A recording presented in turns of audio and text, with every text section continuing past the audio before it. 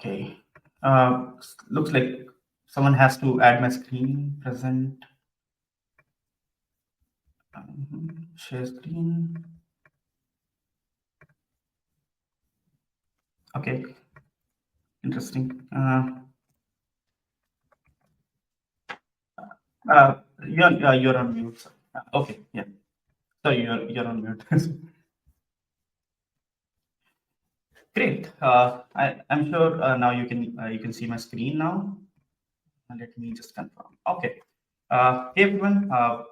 Really excited to be here, and thanks a lot for joining on Saturday morning. I know weekends are generally very busy, but you are here for learning something new, and I will try to make sure that you get something out of this particular talk. So I'm going to talk about NX, and this is a tool which I love.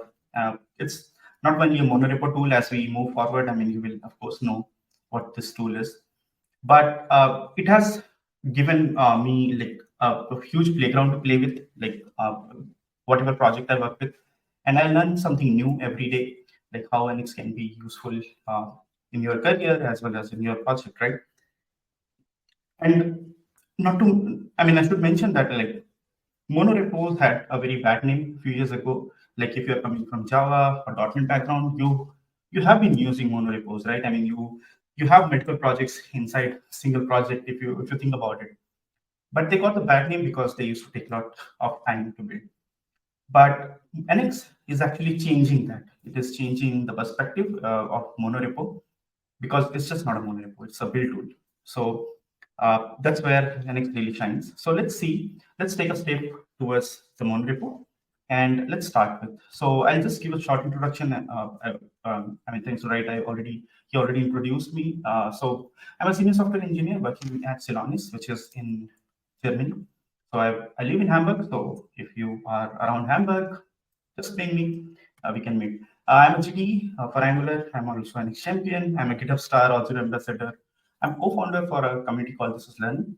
And in case any of you who wants to contribute to this community, we have our blog post, we have our Discord server, we have some open source projects, we have our own tech talk show. So we have like stopped this season, but we'll start again new season next year, where we like to podcast.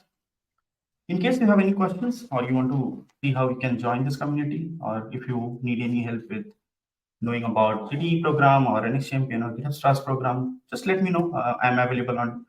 Okay, I have to change this logo. They killed this bird, so I'm on X. I'm on LinkedIn. Sorry, what happened? Sorry. I'm on LinkedIn as well as I'm on GitHub, sorry, with the same handle, Santosh Adapter. So let's go ahead and get started, right? So if you think about every organization, take any organization, how they start. So they have an idea, they think about an app, they say, hey, let's build this app. And that's how the organization starts, right? I mean, without an app, especially talking about any industry, they have to have some idea, right? And to publish that idea, they have to come on the internet. The internet is very big and everyone wants to capture some market there, right? So they come up with an app and they grow. So basically once they launch an app and then they create supporting apps, and then they think about, okay, we should launch v2 v3, probably some more apps, and that's how the organization grows. So they keep adding apps. This is not going to stop, and so do our jobs, right? So till the time organizations needs app, we have our job. So don't worry about it. AI is not going to get your job. So what happens? So organization thinks, okay, we have an app. Now we have to choose and tech stack. So someone joins the organization, says, hey, Angular is cool. Let's use Angular for this app.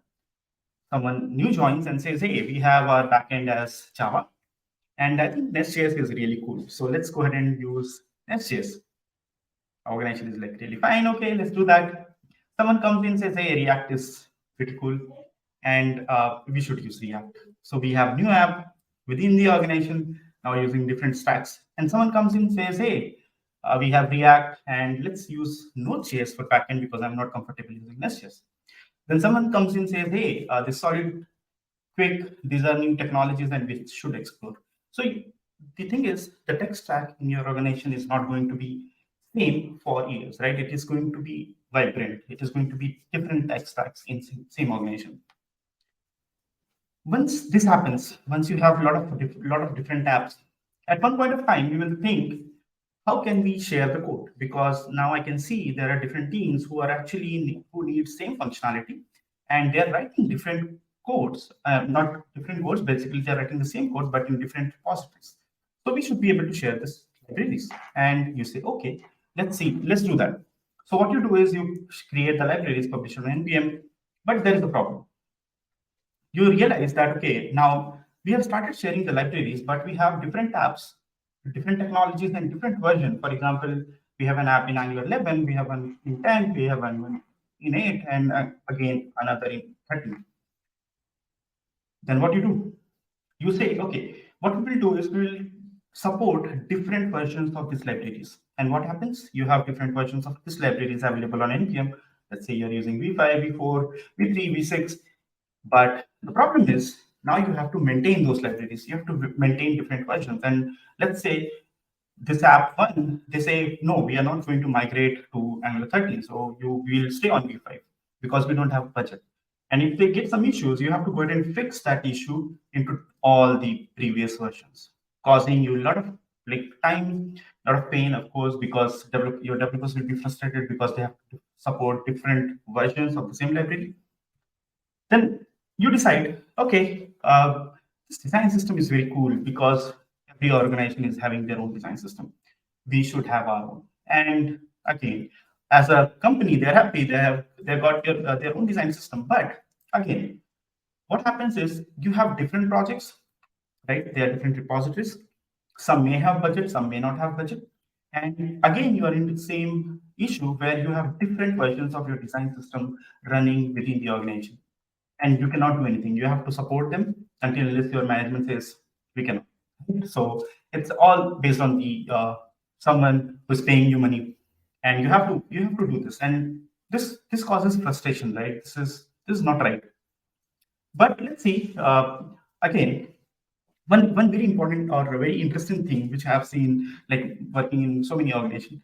Every organization has one thing called custom scripts. So they have some folders where they keep some custom scripts because they need some scripts to be run for their own purpose. And they copy paste these scripts in all the repositories. So they have custom script everywhere. Same script. They wanted this to be like at a centralized location, but unfortunately, because someone started this, they have now copy of this custom script everywhere. And sometimes someone updates the script, but it is not updated across. So that's again an issue, right? So this happens in the organization. Again, if you're on Node.js or if you're working with front end and you're using npm, this is something which you know. Let's say you have 10 different projects. It means you have 10 different node modules on your machine. So you are actually not copy pasting, but you're actually downloading the heaviest object in the universe multiple times on your screen. So of course, it takes a lot of space, right? I mean, for few hundred kbs of final build output, you download 2 GB of node modules, and that's very common. That's what we do. That's what we get paid for. So what we do actually, we are actually in the multiverse of madness because we are doing all this thing, and we are getting frustrated. So again, one of the common problem which most organizations have is the time to market, right? Let's say you have a design system. So this first box is, let's say, this first box is your design system. These are your shared libraries, and these are your apps. So let's say you make some changes into this design, this library, or let's say this design system. And this impacts in turn these two libraries and these two apps. But what we are doing today is we are actually building everything because we don't know like how to just build this particular thing, right? We have to go ahead and update this version everywhere, and everyone has to rebuild the entire application, entire code base. This costs money because build servers, if you're using CI/CD, let's say GitHub Actions or GitLab, it's not free, right? You have to pay for it. So building this again and again and rebuilding everything causes a lot of waste of money, lot of resources, of course, lots of time which is wasted because you have to wait till your build gets completed, right? So this is again another issue. So we are not what in case we can just build what is impact? We are not able to do it as of now. So this is again one issue, right? So we are rebuilding everything as shown in this diagram. So this red is something which is built again, but what is impacted was this three, this one, this two, the red lines. So these are impacted, but we are rebuilding the entire project within your organization, and we are doing it again and again. And again, one more thing which you have to understand is, let's say if you have a single repository, right? And you are adding more and more features. Why do we add features? Because of course your product manager has money and he says, we need this feature, we need this feature now. Why we need this feature? No one knows, like even not your project manager. So they just need the feature. But remember this thing, the more code you add to your code base, it is going to increase your build time. So you're increasing your build time unnecessarily, right? I mean, just in case you don't need that feature, of course. But inside a single mono repo, you don't, single repository, you don't have any way to figure out how to reduce this build time, or how to build the smallest unit within your application. So of course, we add more code, our build time increases, and what we do, we resolve this issue by paying more. What we do, we say, okay, let's take the more memory, right? I mean, of course, if we have 8 GB server, I mean, let's take 16 GB, let's take 32 GB, and you pay more and more as we move forward. Again, this is something which, of course, most of us go through, right? So whenever you raise a peer, this is not me raising 4 peers. I'm just saying these are 4 developers who have raised 4 different peers, and they are waiting until their build finishes. And what we do till the time build finishes, we have coffee, right? And we love coffees. Of course, developer love coffees. I hope so. Everyone loves coffee, but if not, it's okay. And again, another issue which a lot of developers face is something known as circular dependency. What is circular dependency? Of course, one project dependent on another project, and then let's say project A dependent on B, project B dependent on A.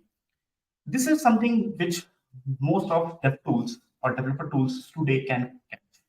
But what in case we can avoid this issue before actually we get into this issue?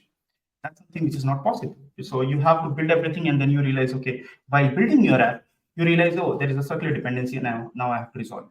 So I'm sure most of you might have been into circular dependency. In case you have been into circular dependency issue, just comment.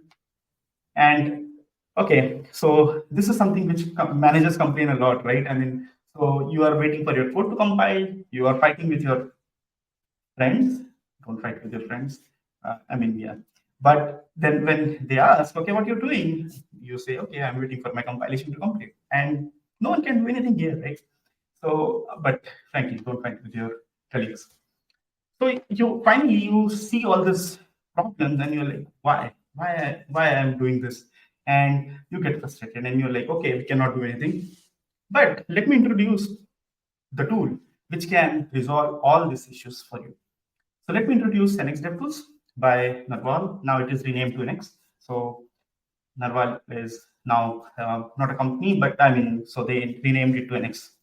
So let's see a small demo with all the issues which we have seen and how we can resolve all the issues by using NX.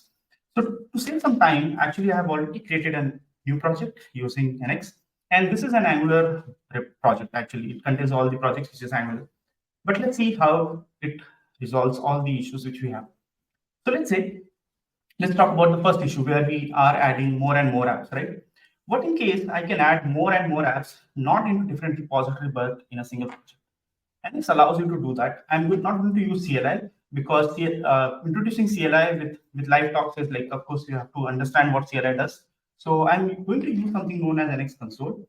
It's in GUI, so you can actually just use all the commands from here. For example, let's say if you have to add a new project. So your company decides, okay, we have to build a new Angular project. And you say, okay, let's do that. And how you can do that is by just going to this next and say, hey, I want a new application, an Angular application. And you can provide all the details. Let's say I want this project name to be KUPN. Okay.